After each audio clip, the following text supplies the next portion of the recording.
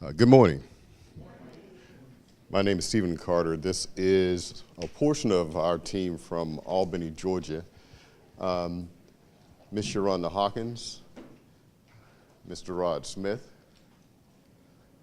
and Mr. Justin Kendall. Make sure I got that right. We have Dr. Omar Senzio also is a part of our team. What we're trying to make sure happen in Albany with our initiative is we're looking at trying to use data to help move our housing project along. A young lady by the name of Miss Selena Hawkins was the brainchild for this. She runs the Community and Economic Development group in the city of Albany. And one of the things, first of all, make sure I'm keeping up with my slides here. One of the things that we're going to talk about is how she needs to use that data to move her program along. She's responsible for more than 33,000 housing assets in the city of Albany. Unfortunately, today, she has a desperate way of trying to modify or actually inventory those housing assets. She's using a lot of spreadsheets. She's using a lot of pencil and paper. And there's a lot of reporting because she deals with a lot of government and federal funds. And there's a lot of reporting requirements that's necessary for her to maintain her eligibility for that government fund, for those government funds. Well, when she brought this to us, we immediately thought there was a way that we could use technology to help move that process along. Well, the really cool thing about this is the housing project is really just a small sliver of what we really want to do with this project. We're starting it out collecting data for housing, and that's going to encompass everything around the housing, not just the housing asset itself. But we want to know everything that's incorporated of any sort around that house, whether it's the utility data, it's the crime data, it's the code enforcement data, it is transit data, anything that pertains to that housing unit, we're trying to gather that data. Now, what that is going to include, though, is a lot of access to a lot of data from a lot of different places. And we're wanting to try and aggregate that data to address a lot of the problems and initiatives that was talked about through some of the other groups that came up here today. So we have a small sliver of this that we're trying to do for this project, but the total goal of our group is way beyond the project that we're going to start with. I'm going to let some of these other guys talk about some of the pieces of this, and Dr. Asensio, he'll come at the end and talk about how Georgia Tech is going to help us be able to manipulate that data and actually start to answer questions from that data. But one of our biggest focus is also to have a public-facing piece of this. Now, we heard earlier this morning, the gentleman talked about one of the downfalls of open data. And I'm glad some of our people in Albany didn't hear that discussion because they would fuss and fight us so that we would probably have to fight them also to get access to that data. But I really think if we provide more data to more people and get more eyes on data, we can actually start to figure out some of those things that really make a difference in our communities. There's just some things that we have biases on when we look at data and we don't understand how those things affect other people. Well, the more eyes you have looking at that data with their own different sets of biases, the more information that you really can extract from the data and actually start to answer some of the questions that really need to drive the economics of our city. What makes things work well? What makes things don't work well? Who are impacted by decisions, even if it's turn out to be a good decision? If we're going to put money into one area of the city, how would that impact different areas of the city? So we want to really be able to answer a lot of the questions that drive the economic needs of our city through this project, not just through housing, even though that is the focus that we're going to start with. All right, who's going to do? You're the next one. All right. That's there. Well, I think you kind of covered the vision. All right. The vision was covered, and pretty much in a way, the main point that we're trying to accomplish is to ensure that we're fulfilling the demands and the needs of our citizens. Also, to ensure that we have the information so that our leadership, our mayor and our city commissioners, that they have that information at hand so that they can make sound decisions for the economic growth of our city. So that is the main thing, that perspective or vantage point that we're looking at, and getting that data, the open data, to our citizens. We went through a few departments to kind of gauge what their use cases are, what kind of calls they're receiving from the citizens, and from a perspective of the citizens, we're going to incorporate that data into the housing portion of this project. As we our CIO mentioned, Shalina came to us in reference to the housing. And some of the questions that our citizens have is, okay, what is the difference among the consumptions between our districts and our areas? Are we seeing a high increase in rates on one particular area of Albany as opposed to another? As you see up there up front, we have a context level diagram to kind of put some of those use cases on there so that we can keep a focus on what we want to deliver from this project. And it starts with the housing information system. The citizens want to know if we're getting fundings for projects. Where's that money going? Is it causing consumption to go down if we're trying to be energy efficient? If we're developing and putting different fundings into projects for redevelopment of the housing that Shalina manages, we want to be able to visualize and show our citizens that there is improvement. Or if we're throwing money to something that just really needs to be torn down, then we have that ability to make those decisions, because the investment into that property is not sustainable and feasible for our city and county. Also, as he mentioned, that information comes from our different systems. As we evaluate after changes and investment in our properties, whether we look at the code data, now is that property up to par? Is it continuously failing code? Are we seeing improvements in the various properties of those? With the valuation of that property, is it increasing in value from that standpoint now? And the ownership level of it.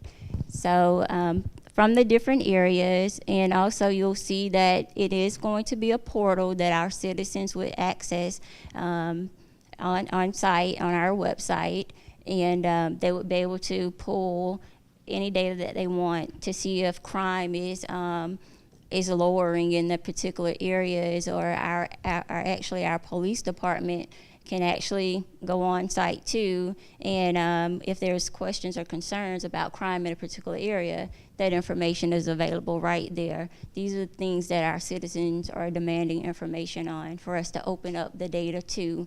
So we want to address and let the citizen know that we're hearing their concerns and we're opening that information up to them.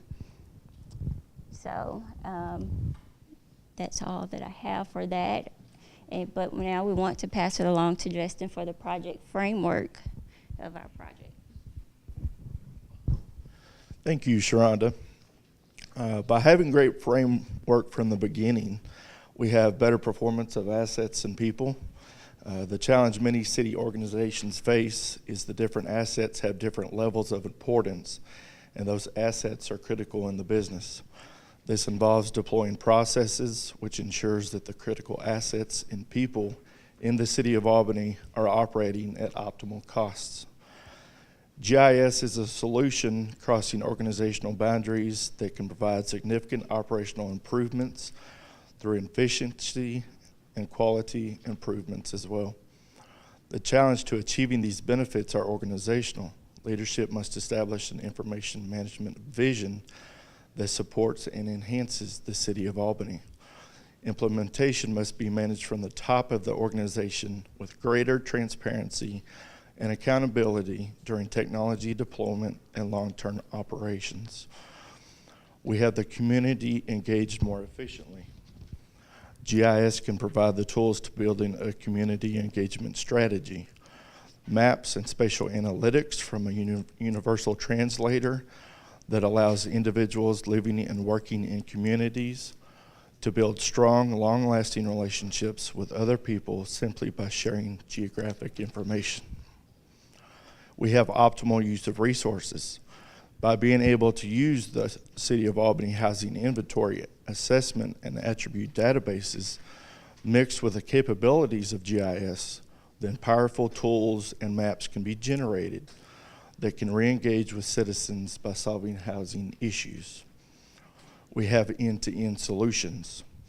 End-to-end solutions provide implementation while being attentive to smart and efficient ways of setting up solutions to our housing issues.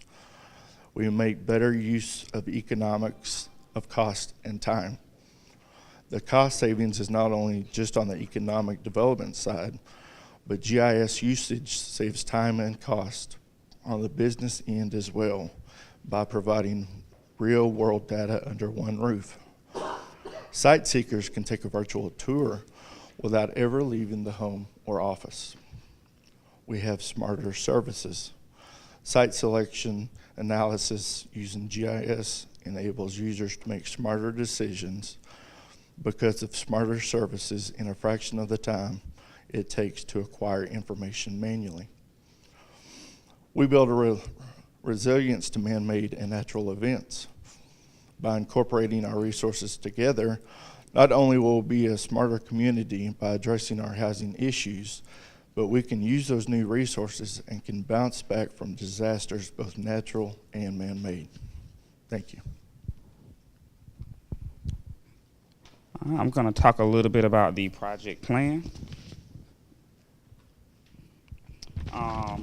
Initially, what we did was we reached out to a lot of our departments and a lot of our city, our partners in our city to find people that want to get involved with this. We got our engineering department involved. We got our planning department, local healthcare organizations. A lot of people, our transit department. We got a lot of people involved with helping out with this. And what we found was we actually had a lot of data already on our about our city. So what our plan was from there is to take this data and to actually figure out how we want to take and manipulate it to be able to map it. Our engineering department actually was in the process of upgrading our mapping systems at that time, so we already had a lot of the maps with this information on it. Our tax data we had is also had a lot of information in it. We have a lot of planning data, a lot of course, crime data. Our public utility information, of course, we have a lot of that. So the next step from there, what we'll be doing is we'll be categorizing these units kind of based upon the how the housing unit is or the property itself is. So maybe it have a good rating or a bad rating or a moderate rating or something like that. We'll also want to know the occupancy status to know if it's available, if it's for sale, if it's condemned, things like that. We'll also want to know future uses for such properties. The overall plan being to where you can go click on a property on a map and you'll see every piece of information you need to know about it, including its zoning, what's nearest to it, what's your nearest medical facility, you know, near and things like that most people just want to know about the properties that they're looking at.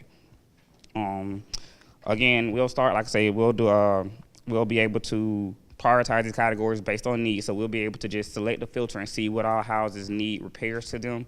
We'll be able to present this information to our city officials, to our decision makers, so that they can make annual plans that will kind of help them prioritize different projects and properties based upon the community's needs. We have a program called Fight Albany Blight, which actually will be able to use this data to actually determine which buildings and which properties need to be assessed next.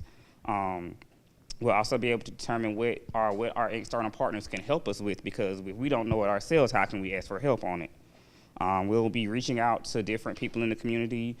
We have 2 colleges in our community that will be able to get students to come in and take a look at it, train them how to use it, how to teach volunteers how to use it. Our code enforcement divisions, things like that, our police divisions, will be able to help them actually use this data to make decisions based upon problems that they're having. We'll also help to bring wellness and health to the neighborhoods through partnerships with our local hospital and healthcare providers. And we'll be able to actually use this information to apply for grants and different type of federal assistance that are available in our area. All right, wonderful. So 2 minutes, okay. So I'll make it quick. So everything you've just heard is really a dream come true for researchers. And the ability to have the data and record linkages across various databases is something that is really not available in many places. So it's going to be an important way for us to evaluate the effectiveness of policies and the effectiveness of investments across the city. So this is amazing. Over the last several years, I've been working on developing various field experiments and data with large-scale observational data in order to evaluate the effectiveness of conservation policies for building efficiency and energy conservation. So one of the important things we could do now, one of the main challenges that researchers have is that we often get presented with program participation data where we see how effective policies have been among those who have chosen to opt into programs. And the main challenge is that we don't have the complementary data of those who didn't choose to participate. And so with this large-scale data now, we will have the ability to develop matching algorithms that can allow us to evaluate and compare apples to apples. So that's one major contribution that we can take from this integration. The second is what you alluded to with our Fight the Blight sort of policies, and that is that we can now develop predictive analytics with this data integration by now borrowing from a greater number of features that might have causal explanations. So there's 2 ways of looking at research. One is by making causal inferences based on observation data for stuff that's already happened. And then once we understand these mechanisms of what actually is driving increases or decreases in vacancy rates, for example, or housing prices, et cetera, then we can bring it to more sophisticated models with machine learning to be able to make predictive decisions about how we should be making investments in the city. So all of these things are really complementary as sort of one nice unified team in the sense that each of the pieces kind of feeds into at various levels of analysis for research and for policy analysis. Thank you very much.